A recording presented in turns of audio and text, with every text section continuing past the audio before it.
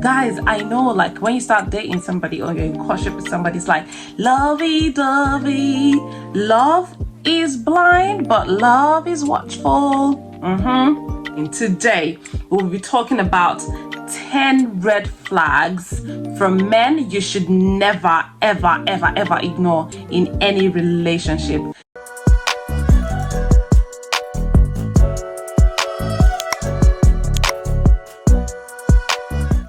Welcome if today is your first time on my channel. It is absolutely amazing to have you here. And if you are a returning subscriber, thank you so much for coming back again. I know some people would disagree that love is not blind, but my take is that even if it's blind, it's watchful.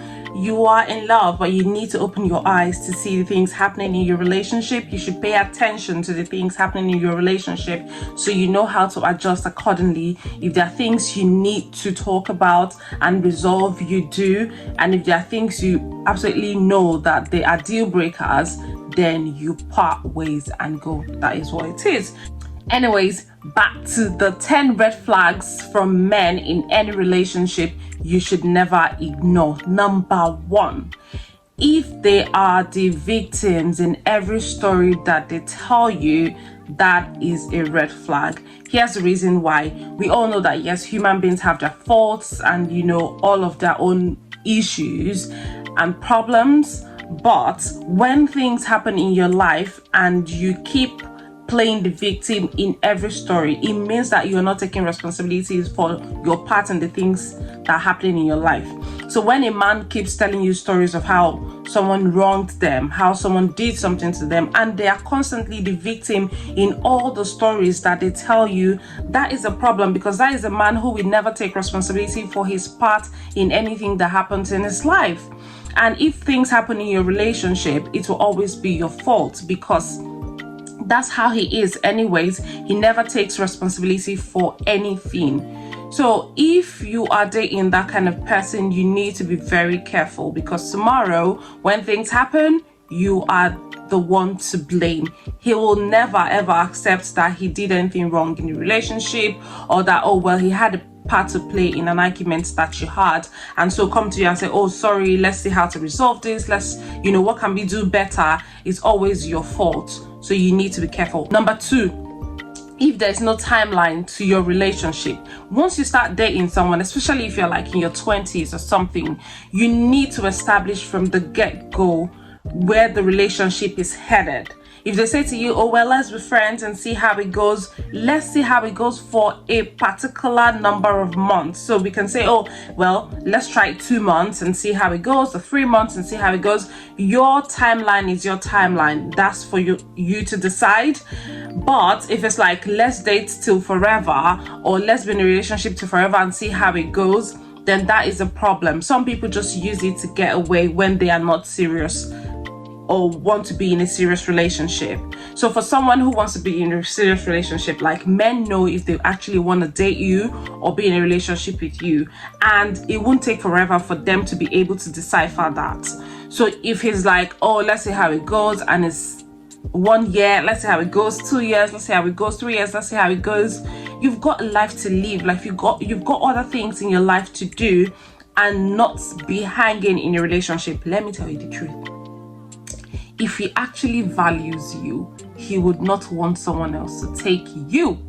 So he's going to make his intentions known. Whether or not it now works out in the long term is a different conversation altogether. But if you just met this person and they really love you, they will ask you out and they will tell you their intentions, whether or not they want to marry you, or whether or not they see where the relationship is headed. So that's something for you to look out for. If he's dating you for years and he's not talking about marriage, or you bring up marriage and he's like trying to avoid the conversation, that is a red flag. You need to run, my dear friend. Another thing you should look out for is when they try to avoid difficult conversations by giving you the silent treatment.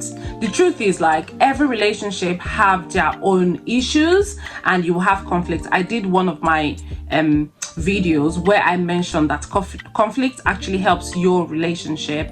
I will put the link there, or if you check in my channel, you can see that particular video. Conflict actually helps your relationship, but you can watch that video to see how it benefits your relationship. But here's the point I'm driving at. If every time you have an issue, they decide not to talk about it and give you the silent treatment and then just avoid having the conversation altogether, that is a red flag.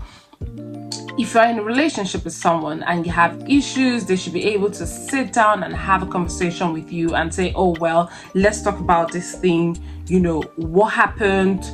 How can we stop this from happening? You know, how can we be better next time? Actually, conflict even help you understand your partner. But when they don't want to talk about it or they give you the silent treatment, that is a red flag. Now, it's also a different thing altogether if they say, okay, well, I don't feel comfortable talking about this like today, we can talk about it tomorrow, or I don't feel comfortable talking about this in 2 hours, let's revisit it, or let's just pack it for now and come back to it at so time. That's a different thing. It means the person wants to talk about it when they are comfortable and not like avoiding it totally and forever not talking about it. That's a red flag. Run away. This next point is very important because I'm sure a lot of you are probably going through it right now. Someone will tell you, a man who you probably are looking forward to date, or you're dating, or you're in a courtship with, and the man says to you, oh, I'm too busy. You call him and it's like, oh, sorry, I'm too busy, or oh, sorry, I missed a call, I was busy, and he's calling you back the day after or 2 days after, or he's responding to your text message like 12 hours after. That is a red flag. Let me tell you the truth. If someone loves you and they want to be in a relationship with you, they are never, ever too busy to check up on you, to pick your calls, or to respond to your text messages. Given they might be busy at work or they might have things to do, but it would not take 12 hours. I promise you, no matter how busy they are at work, they will drop you a message to say, oh, well, I'm busy, but how are you? Like, they will communicate through other means. They will even take a break to speak to you. But if it's like one day, 24 hours, and no, he's not getting back to you, or 2 days or a week or something, and they are not getting back to you, friend, they're not interested. They are not interested. Any man who loves you will give you time, because guess what? Like, even if they have a busy day, they want to talk to you about their busy day. They want to tell you everything that happened. Like, they want to check on you. They really care that much, and they can never ever be too busy for you. That is something that you should know. The next point is that they want to isolate you from your friends. That's not a good sign. Like, you've had friends before you started the relationship, and now that they're in the relationship with you, they should be able to allow you to have a life of your own outside of the relationship. Like, you should be able to keep your friends. Well, I'm not saying friends that are not of good influence. If they feel a particular way about maybe one or two of your friends, okay, but not like they want to shut you out completely from all your friends or from your family. They don't want you interacting with anyone apart from them. Gosh, that is obsession. I don't even know that's toxic.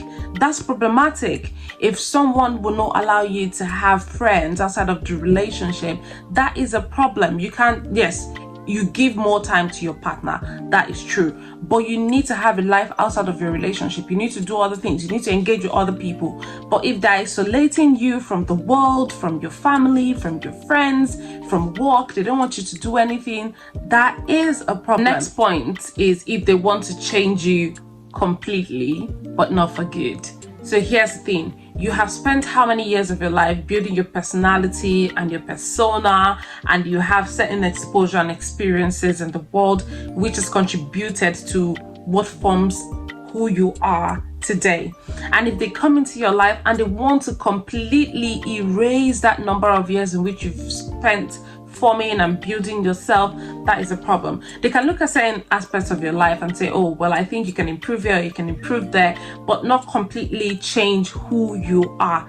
That is not good. And if there are things that they want to introduce to you which are really good things, and you can see that it's for your growth, it's for your good, of course, why not? So if they want to change you for good, then that's okay. If they want to introduce certain things into your life that are really okay, then yes. But if they will be taking away from the good that you already have and introducing you to things that are not good, then you need to leave that relationship. The next point is if it's taking them forever to introduce you to their friends and family.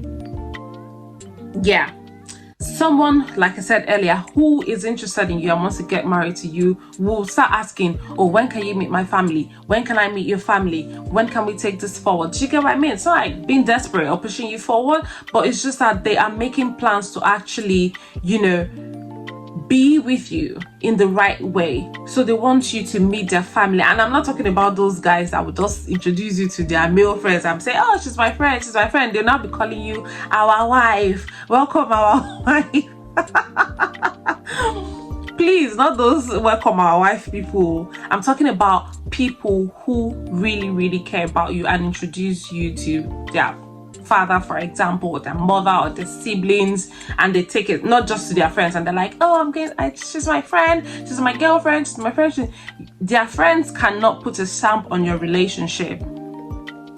It will be your parents and his parents who will then agree to say, oh yeah, I'm giving my daughter to this man, or okay, yes, my son, you can go and marry this guy, or like you've made your choice, but you need to inform your parents, you need to let them know, that this is a step you're taking forward. And in Africa, for example, and I think it happens in other places in the world, you actually introduce your partner to your parents and for them to formally know that you are going to be in a relationship. And that's something that you should do. And if he's not doing that, that is a red flag. He's not taking you seriously.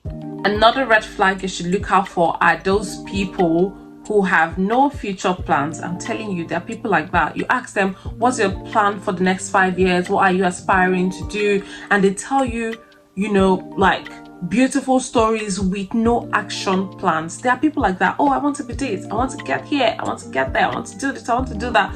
Okay, fam, what step are you taking now to get to that future that you intend to get to? Nothing. Zero plans. A man needs to be someone who is in charge of his future and of his life and knows the next step that he wants to take and how he actually wants to get there. Now, whether or not he gets there is a different story altogether. But if he's making no plans, if he's taking no steps at all, then it's all word of mouth. And that's not the kind of future you want to be in. You want to be with someone who already has a plan, for their lives and how they want to achieve the things that they want to achieve. They're hardworking, they're actually putting in the work to get to where they want to get to, and they are not just like building castles in the air. There are lots of men like that who are like, oh well, I want to be this in the next 10 years, I want to own my own company. Okay, what are you doing now to ensure that you get there? Nothing. The 10th and the final point is that you should avoid men who are intimidated by your success.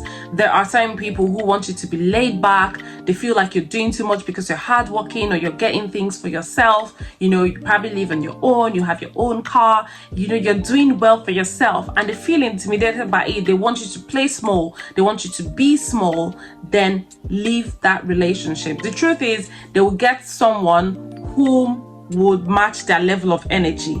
They are not matching your energy, and you need to leave them alone, because a guy who really loves you will support you. He will do everything he can to ensure that you're even doing better than you are doing when they met you. But if there's someone who wants to talk down on you or feel like you're doing too much or you have too much than they do, and so they can't cope and they want to bring you down to their level, girl, run away. That is not a relationship you should be in. Any man you must get married to or you must date has to be someone who supports you and who really, really roots for you and wants the best for you. If they're intimidated by your success, it means they're not even doing enough for themselves, or it's just something within them. It's just an inferiority complex within them, and they're trying to rub it off on you.